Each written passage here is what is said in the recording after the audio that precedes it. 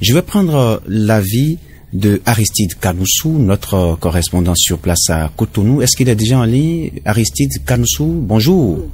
Bonjour Raoul Gonokon, bonjour. J'imagine que vous avez déjà suivi le sujet. Nous parlons justement de ce colloque scientifique de l'Église catholique qui évidemment a accouché de plusieurs recommandations, une dizaine. Selon l'Église catholique, ces recommandations demandent à la classe politique une relecture de la loi électorale. Vous, comment vous appréciez cette démarche de l'Église catholique? Merci beaucoup, Raoul Gonokon. Je m'inscris désormais dans une logique du jeune lucide, éclairé, qui a compris que dans une république, quand on confie le pouvoir à un chef et que le chef fait le travail, il faut regarder par ses propres yeux, il faut pouvoir écouter par ses propres oreilles, et non écouter par la bouche des autres, voire par les yeux des autres. On risque d'être manipulé.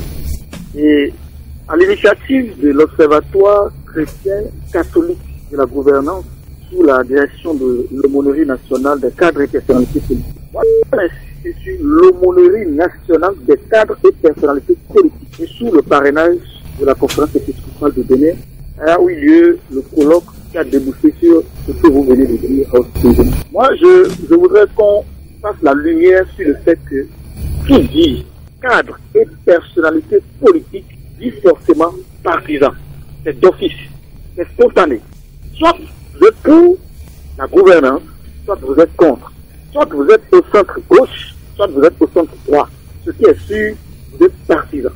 Et c'est ce à quoi l'Église nous fait assister aujourd'hui. Et la position de l'Église catholique ne laisse aucune ambiguïté sur le camp qu'elle a choisi, à visage bien découvert. Et je pense que c'est dommage. C'est dommage pour non seulement l'Église catholique, mais toute l'Église entière. Je veux parler des protestants et tout ce qui s'ensuit. Parce qu'aujourd'hui, il est facile de voir des pasteurs se lever, se grouper pour soutenir un acteur politique. Il est facile de voir des pères se présenter en tenant des positions qui n'ont rien à voir avec leur rôle religieux. Donc je pense que c'est un scénario qu'il y a eu courant 2013-2014 jusqu'en 2016, c'est-à-dire à 2 ans des élections de 2016, c'est le même scénario qui est en train d'être repris. À 2 ans des élections, on nous a habitués désormais à la manipulation des centrales de confédération syndicale, à la manipulation de l'Église, ou soit soutenir indirectement un courant politique en passant par des dénonciations de ce que l'autre courant politique fait. Je vais vous donner un exemple très simple. En 2013, les évêques du Bénin, et ce sont eux-mêmes qui l'ont encore rappelé lors du lancement des recommandations, dans un contexte qu'ils ont qualifié de crise, avec, je cite, en 2013, dit, dans un régime démocratique, aucune réforme qui subsiste de fortes tensions et opposition n'a jamais profité à un peuple qu'elle divise, sinon à mettre en péril la paix de la nation. Et ils ont reconnu que c'est cela qui a fait que l'Assemblée nationale a pris en compte leurs propositions et n'est pas allé vers la révision de la Constitution. Mais malheureusement, on a découvert plus tard qu'il y a eu des messes d'action de grâce perlées à des heures même perdues pour des opposants. Donc cela devrait nous édifier davantage sur la couleur politique de l'Église. Pareil avec les centrales de confédération syndicale qui ont secoué le pays de 2014 à 2016, qu'ils vous souviennent. Et on a découvert plus tard aussi que ces centrales de confédération syndicale travaillaient pour quelqu'un. Et je pense récemment même, quand on accusait les centrales de confédération syndicale d'être manipulées, Anselme Amousso a dit clairement, sans ambiguïté, qu'il n'a aucun mal à cela, qu'il n'a aucun problème avec ça, que si un chef d'État laisse le terreau à la manipulation, que ça fait son affaire. Donc ce qui veut dire qu'ils assument concrètement ce qui se passe.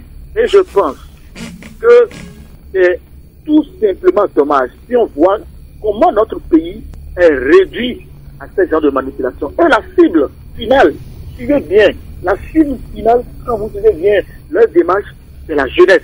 C'est pourquoi moi je dis que je m'inscris désormais dans une ligue de jeunes qui est contre toute manipulation. Et je suis là en train de vouloir promouvoir zéro manifestation, zéro violence en 2026. Et je vois que René Soglo s'est bien dit, on a hypothéqué l'avenir des jeunes aujourd'hui qui sont en prison. J'ai vu Thibaut Ougou sortir de la prison la fois dernière, tout barbu, méconnaissable. Et ça, il faudrait que les gens se le tiennent pour vrai, pour savoir que on ne peut pas continuer par prendre des risques pour des intérêts personnels de ces gens qui ne pensent qu'à leur poche. Retournons, si vous voulez, à l'histoire même de l'Église catholique dans son implication de la chose politique en 1990. Les institutions étaient paralysées. Les salaires étaient impayés. On n'a pas un effondrement de l'économie nationale. On n'a pas une paralysie de l'école béninoise. Voilà les grands enjeux qui ont conduit les gens à se réunir en son temps. Et figurez-vous, c'était une invitation, soit du gouvernement ou du comité d'organisation de cette conférence des forces vives de la nation, que l'Église catholique avait été sollicitée. Mais l'Église catholique n'avait pas été sollicitée directement. C'était l'Église protestante qui a décliné l'offre. On a été obligé de choisir l'Église catholique. Maintenant qu'on en vienne aujourd'hui, à créer un organe politique qui s'auto-saisit, ou à brandir, si vous voulez, un organe politique qui s'auto-saisit d'une situation politique pour défendre le parrainage, la présidentielle, ce qui me semble des intérêts d'un groupe face à ce que les gens avaient défendu en 1990.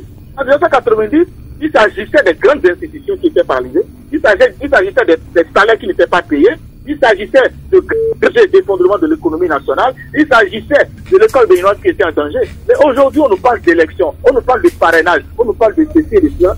Moi, j'étais au colloque, j'ai constaté que le colloque qui a été dit scientifique n'en était pas un, parce que le professeur Guédé, qui était venu pour faire une démonstration scientifique sur le code électoral, a été lynché.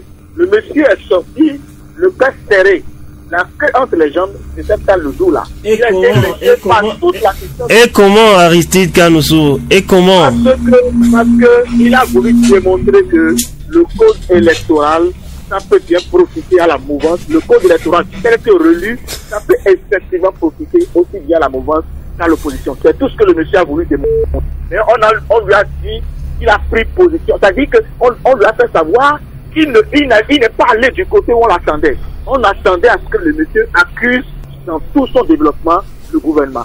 Il accuse dans tout son développement l'Assemblée nationale. Et c'est tout ce à quoi le monsieur ne s'est pas prêté et on l'a lynché suffisamment. Donc je pense qu'on doit véritablement éviter à partir d'aujourd'hui ce genre de situation. On ne peut pas lier la paix d'un pays à la relative ou non d'un code électoral qui jusqu'ici impose les mêmes conditions, les mêmes règles de jeu à l'opposition, à la mouvance.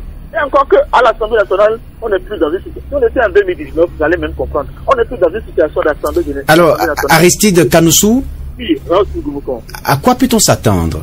Alors, ce à quoi nous allons nous attendre, tout simplement, c'est que ceux qui veulent réunir davantage le peuple sont en train de les diviser davantage.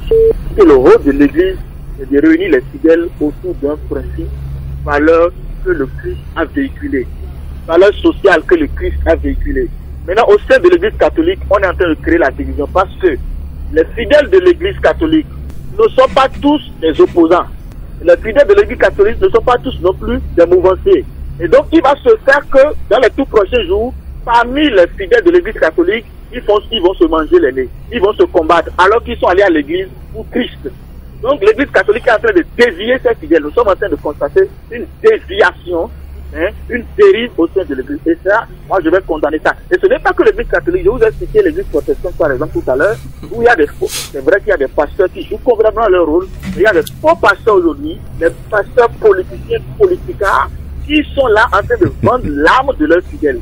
On doit pouvoir arrêter ça. À quoi peut-on s'attendre? On s'attend à une division plus accrue dans cette lancée. Parce qu'effectivement, ils ont dit, l'archevêque l'a dit, un individu, et je pense que René Sogo est revenu là-dessus, un individu ne peut pas se placer au-dessus d'une nation.